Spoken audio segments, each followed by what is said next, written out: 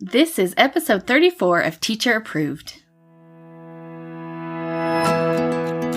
You're listening to Teacher Approved, the podcast helping educators elevate what matters and simplify the rest. I'm Heidi. And I'm Emily. We're the creators behind Second Story Window, where we give research-based and teacher-approved strategies that make teaching less stressful and more effective. You can check out the show notes and resources from each episode at secondstorywindow.net. We're so glad you're tuning in today. Let's get to the show. Hey there, thanks for joining us today. In today's episode, we're going to plan a Halloween class party together and share a teacher-approved tip for class party photography. We start our episodes with a morning message, just like we used to do at morning meeting in our classrooms. Today's morning message is, what's a canceled TV show you want one more season of? Emily, what's your sadly gone TV show? Well, recently, I think mine would be Zoe's Extraordinary Playlist. Oh, that was such a fun show. I really enjoyed that show, and they kind of left it on a major cliffhanger that would have been fun to see resolved. So I would love just one more season to wrap up all those loose ends. I think if a network cancels a show, they owe the fans a wrap-up episode, if nothing else. Yes, they did that with that show we liked. What was it? You know, it was the one where they travel in time. Oh, it's Timeless. Oh, yes. Timeless. Yes. And I so appreciated that they came back and wrapped that one And up. it was like the fans that got it back for another season, and then they canceled it anyway. And then, yeah, it really needed the wrap-up. That was such a good show. I love that one, too. Oh, I want another season of that, too. I know. Okay, what's your show? Well, my one true long-lost TV show love is Pushing Daisies. Victim of the writer's strike. No. It still hurts. Yes, that one was so good. Just so clever and quirky and sweet and charming and all of the things. And we will forever have to mourn what it could have been. It could have been the pie hole and I know. Olive Snook. Come on. So good. We have some answers from our community to this question. Francine said Ed. We both love Ed. I love Ed. Chaya said Friends. I think we're due for a reunion special. I mean, they did their special, but like some more episodes, like where it was like actually the characters. Yes, like Will and Grace, you know. Yes, but just a little reboot. Karen said Freaks and Geeks. Oh, that was such a good one, and it stings that only got one season because if you haven't watched it, it's definitely worth going back and watching it. It's so good. Yes, that one and My So-Called Life. They did not get enough time. Chai said Schitt's Creek. Always and forever. Yes. And Melissa said Bones and CSI Miami. Oh, yeah. Melissa's got a type of show she likes. We'd love to hear your response to this and other questions over in our teacher-approved Facebook group or on Instagram at Second Story Window, and that is with a 2. In our last episode, we discussed the 7 steps you need to clarify in order to plan a low-stress class party. They are, Step 1, get clear on your vision. Step 2, get clear on your time frame. Step 3, get clear on your activities. Step 4, get clear on parent roles. Step 5, get clear on supplies. Step 6, get clear on your game plan. And Step 7, get it all cleared up. Before we sat down to plan a class party podcast episode, I was a little puzzled about what we could possibly say. In fact, Emily, when you suggested that we do a podcast episode about class parties, I really doubted that we could fill an episode. But see, I was right. Yes, I should never have doubted. Not only do we have enough content for an episode, but we had so much. We needed a second episode to cover it all, and honestly, we probably could have gone for 3, but we'll save that for the Valentine's. Next holiday. There we go. It really is shocking to consider how many small decisions are necessary for an hour-long class party. And I have to say that seeing it all listed out was really validating. When we taught preschool, our parties were pretty easy because it doesn't take a lot to wow a preschooler. That is the best part about preschoolers. But even simple parties were still really tiring. And with second grade parties, I would just always come home completely exhausted. And now I know why. It takes so much thought to create an hour or 2 of activities that kids will find fun without getting too hyper. And then there's managing all the parents. It is a lot. It kind of made me miss the early days of my teaching career when I hardly had any parent volunteers and it was just me. So it's easier sometimes to just do it yourself. It really was. Not to have to coordinate with a dozen other people. For sure. I think sometimes I really did prefer to just plan the whole thing myself and then I can run it the way I want to run it. And we aren't planning any class parties this year, although, Emily, you might be volunteering. I'm helping at a Halloween party. But we thought we'd walk you through how to apply the 7 clarity steps as if we were planning a classroom party. And since it's October right now, we are going to plan a Halloween party. Oh, and you're all invited. So Heidi, you're going to be our party planning teacher. So let's start with step 1. Get clear on your vision. What do you want to see happen at your class party? For me, the answer to that question is the same for any class party. I want my students to have a fun, memorable time without getting wild or out of control. I just can't handle that. And I want to minimize any frantic last-minute running around. Yeah, the stress of running around can suck all the fun out of a party. I think having a party with activity stations helps make the planning a lot clearer. So I always do rotations for a class party. I like rotating through stations because I can manage them by myself if I don't have any parent help. I mean, a teacher already is a pro at managing students in stations and rotating through them because don't we all do that anyway, Right. Pretty much every day? Absolutely. Now we just put a little holiday twist on Yes. it. But if I do have parents coming in, having them assigned to stations helps make their responsibilities clear. Plus, stations are a way to keep the kids engaged in an activity without having to wait to take their turn because, that wait time to take a turn, that's where your problems come in. Yeah, that's the fun killer is the waiting time. So when it comes to dividing the class for stations, I really try to avoid more than 4 kids in a group, like if I can at all help it.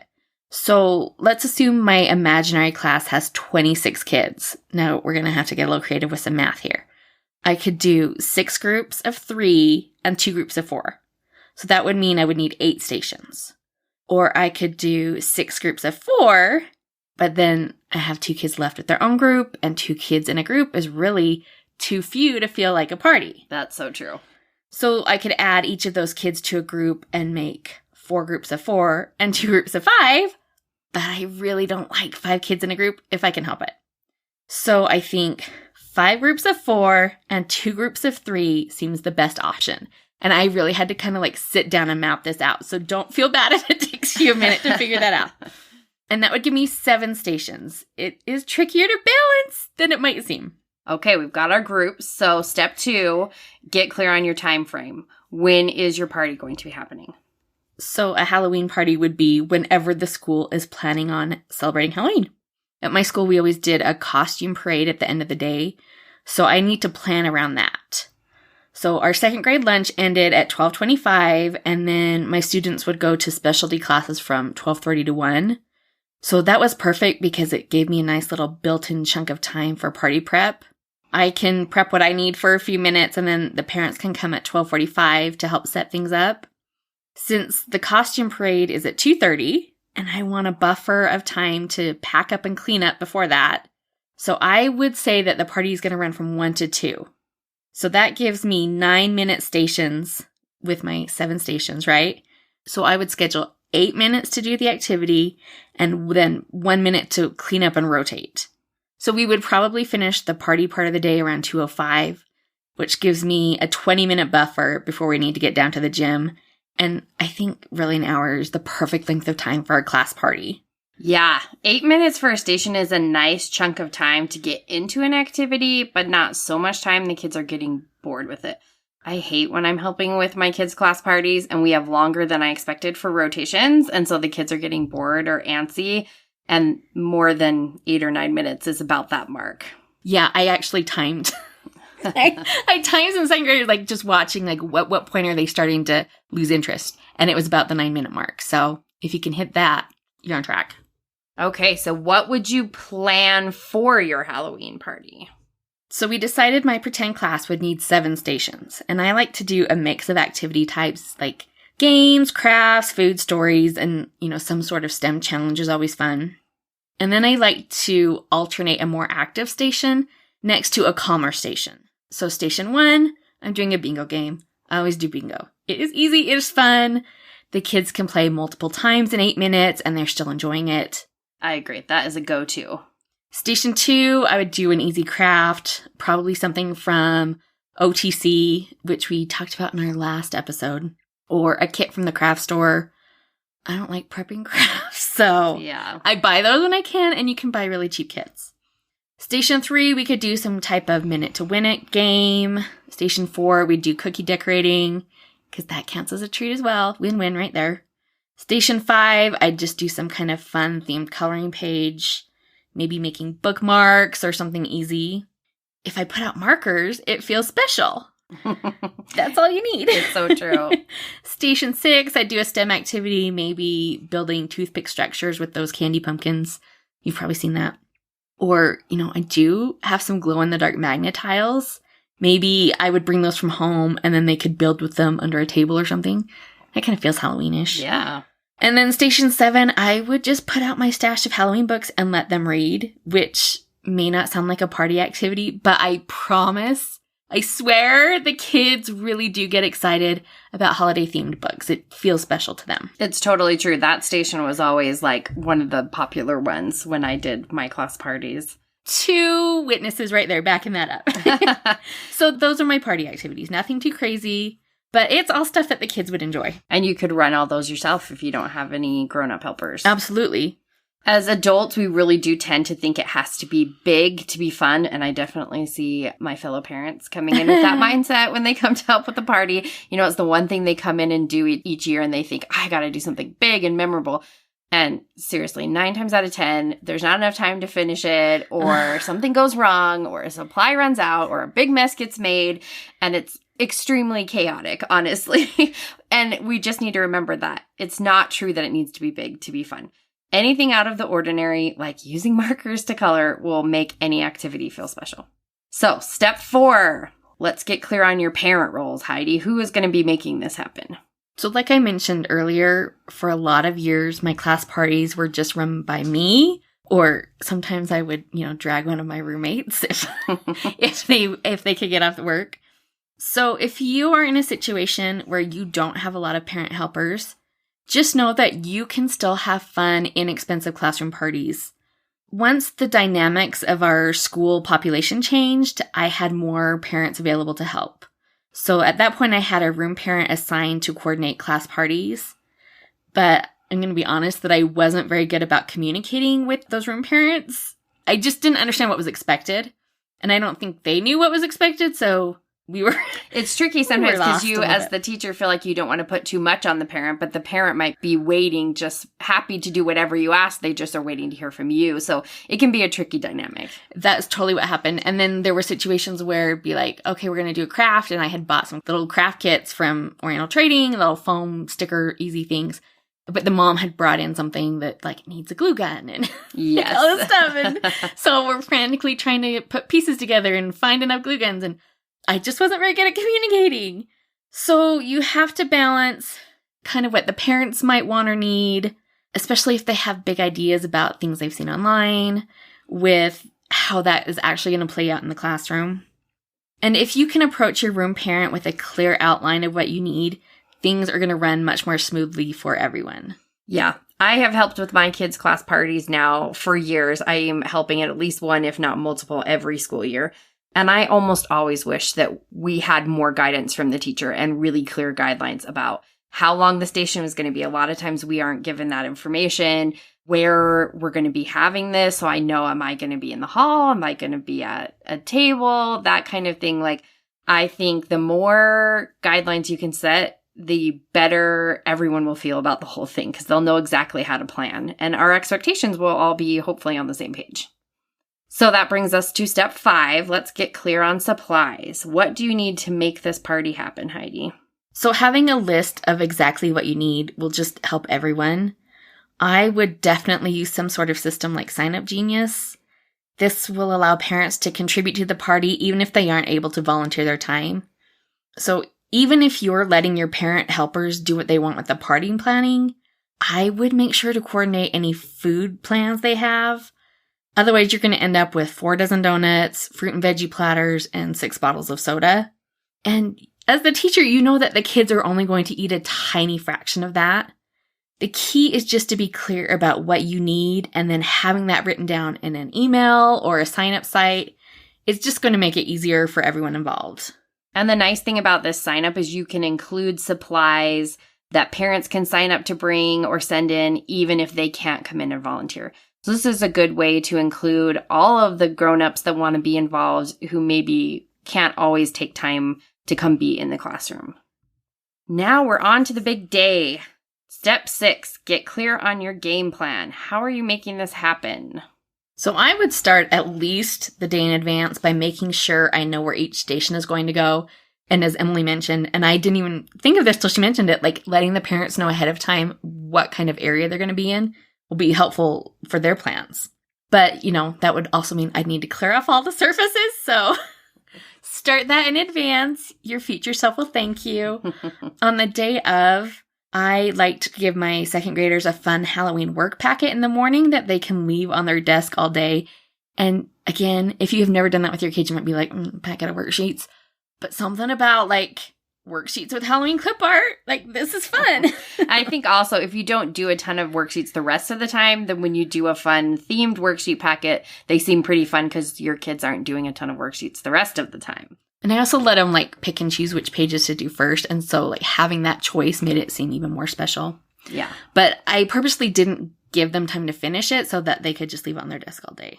And that was my fast finisher for any stations that finished early. So if kids are at a station and the game finishes or they're done with their craft or whatever, they can just go back to their desk and work for a minute or two till the timer goes. So like I mentioned before, I have time to set up the party from 12:30 to 1. It just worked out that my planning time works really well for class parties. If you don't have that time, you might have to get creative. So when the kids get back from library or whatever special they had that day, I can explain to everyone, the kids and the parents, how the rotations will work. I would announce the groups and then send each group to a station and start the first rotation. And if a student had their parent there volunteering, I'd like to, send them to their parents' station first. And then I'd project my countdown timer so everyone knows how much time is left. Oh, that's such a good tip. As a parent, I would love that. And then, I'd put on some background music. And then if I'm not helping run a station, I'd be moving around the room, keeping an eye on my more rascally kids, and then helping manage any hiccups, running for any last minute supplies or paper towels or whatever. And then when the timer beeps, I reset it for 1 minute. The kids at each station can clean up, and then I would have them stand and look at me. And I taught them this ahead of time, that that's the signal that they're ready to rotate. It's easy for me to see, quickly scan and be like, okay, all the groups are standing up and looking at me. And then when all the groups are ready, I make sure everyone knows which way to rotate. You think it would be obvious, but it is not. And then we just start it all again. So now you're finally done with rotations. It's time for step 7, get cleared up. How do you recover from what just happened? I think the most important thing to do at a party that's happening near the end of the day is to get the kids packed up before you deal with anything else. The kids aren't going to be stacking their chairs or anything, but they can get their backpacks and jackets, and I can hand out anything that needs to go home. And then I'd have them sit at their seats and watch a short video, think Charlie Brown's Halloween, or I was just looking on Amazon Prime and they have If You Give a Mouse a Pumpkin, and that is only 20 minutes long. Perfect. Kids with end of the day classroom jobs like sharpening pencils can still do that while the movie's going. So we're not leaving the room in total chaos for tomorrow. And I would try and prep the parent volunteers about all of this ahead of time so they know what's going on, so they're not trying to get out the door while I'm trying to get the kids packed up. And then once the kids are engaged, the rest of the adults can finish cleaning everything up. And then at 2:25, we can all head down to the gym for the costume parade. That sounds like a super fun party. And I'm exhausted just thinking about it. So gold stars to all of you teachers who are pulling these off this year. Yes. Hopefully you can use this example that we've shared to help you as you plan your Halloween party, if you are having one, or any upcoming parties you may have. And we'd love to hear all about your parties over in our teacher-approved Facebook group. Now let's talk about this week's teacher-approved tip. Each week we leave you with a small actionable tip that you can apply in your classroom today. This week's teacher-approved tip is assign photography as one of your class party jobs. Heidi, will you tell us about this? Sure. So if you are at a school that lets you take photos of the kids and you're going to want something for like a slideshow at the end of the year, have one of your parent volunteer tasks be to come be the party photographer. I think for a lot of parents who maybe don't want to help run an activity, like this would be ideal. And if you don't have enough volunteers that you can have someone do that, or you need something to do during the party, you can make yourself the class photographer. I love this idea so much because I think a lot of times you have more parent volunteers that want to help than you have the need for in some places. Or you have parents who just want something else to do that isn't just the typical activity. So I love this idea of giving a different sort of job that they can help with and still come be in the classroom. And also, you'll have all those great pictures that you want and that you may intend to take. And sometimes you get distracted while you are helping with things and you don't get a chance to take any pictures. So it would be nice to know that a parent helper is helping get all of those pictures taken. So that is such a great tip. Yeah, take one more thing off your plate. To wrap up the show, we're sharing what we are giving extra credit to this week. Heidi, what are you giving extra credit to? I am giving extra credit to the national days. They're kind of like unofficial holidays. I just love a quirky holiday, and it makes me so happy. I actually follow an account on Instagram called Nat Day Cal, and they give you whatever the national days are. So for today that we're recording, it's National Sweetest Day. Oh. Come on. National I Love Lucy Day. Also National Grouch Day. And I feel like those two things shouldn't maybe be together.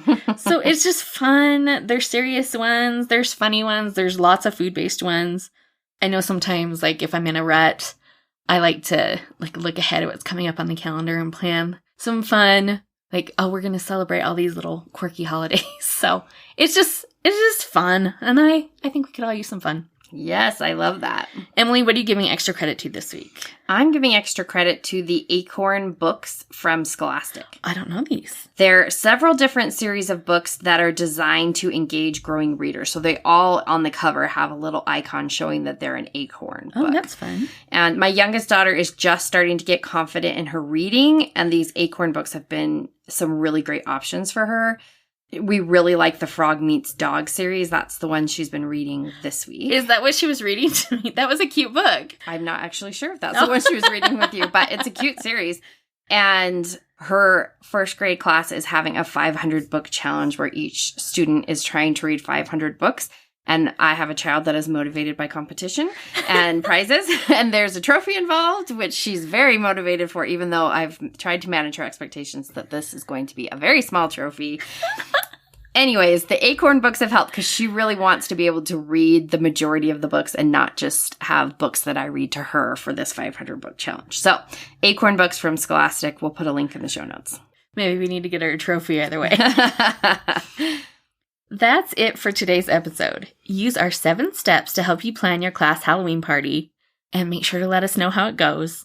And don't forget today's teacher-approved tip to make photography one of your parent helper jobs. We hope you enjoyed this episode of Teacher Approved. I'm Heidi. And I'm Emily. Thank you for listening. Be sure to follow or subscribe in your podcast app so that you never miss an episode. You can connect with us and other teachers in the Teacher Approved Facebook group. We'll see you here next week. Bye for now. Bye.